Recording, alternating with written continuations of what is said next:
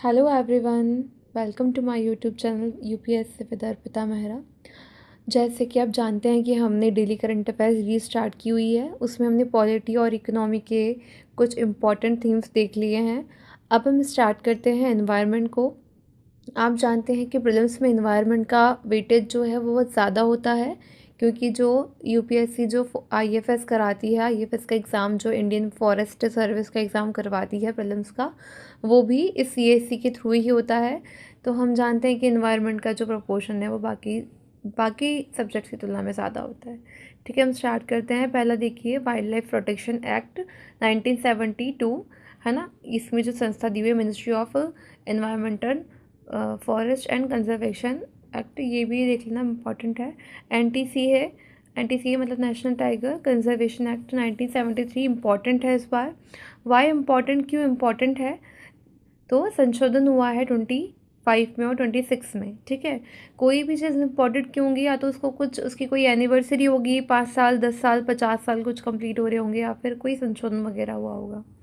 Next देखो, environmental protection act 1986, ये भी बहुत इंपॉर्टेंट है, क्योंकि 2026 में इसको कितने ईयर्स कंप्लीट हो रहे हैं? 40 ईयर्स कंप्लीट हो रहे हैं। ठीक है, इसमें हम कुछ चीज़ें देखेंगे अभी कि 10 साल वाले की इसमें भी कुछ कुछ नियम हैं जिनको 10 साल कंप्लीट होने को आए हैं, तो वो भी देखेंगे। पहले देख लो, CGWA, central ground water authority. आपको पता है भूजल में कितनी गिरावट आ रही है, इसलिए इम्पॉर्टेंट हो जाता है टॉपिक। ESZ मतलब इको सेंसिटिव जोन, है ना। इसकी जो सीमाएं हैं, इसकी जो परिभाषा है, उसमें थोड़ा बदलाव हुआ है, इसलिए इम्पॉर्टेंट है। देखना, एक अम्ब्रेला लेजिस्लेशन। अम्ब्रेला मतलब क्या होता है? बहुउद्देशीय। ये जो एक्ट है बहुउद्देशीय है, मतलब कई सारे उद्देश्यों की पूर्ति करता है। जैसे अगर हम किसी जंगल को बचाते हैं तो उसमें उसके रहने वाले वन्य जीव, पेड़ पौधे, है ना, कई सारी वनस्पतियों की प्रजातियाँ, है ना, कई सारे कीड़े मकोड़े, कई सारे पक्षी, ये सब मतलब संरक्षित होते हैं। तो बहुउद्देशीय हो गया। इसमें आप कुछ रूल्स हैं वो देख लेना। जैसे है सॉलिड वेस्ट मैनेजमेंट एक्ट 2016, ये भी इम्पॉर्टेंट है ना। इसको भी 10 साल कंप्लीट हो रहे हैं।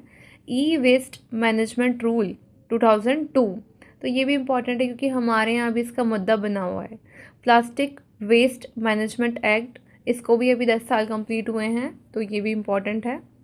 इसमें बाकी इतना बायोमेडिकल वेस्ट मैनेजमेंट रूल्स, ठीक है, इसको लेकर भी है, क्योंकि जो बायोमेडिकल में जो वेस्ट बचता है उसका क्या करते हैं, जो सर्जिकल वेस्ट बचता है।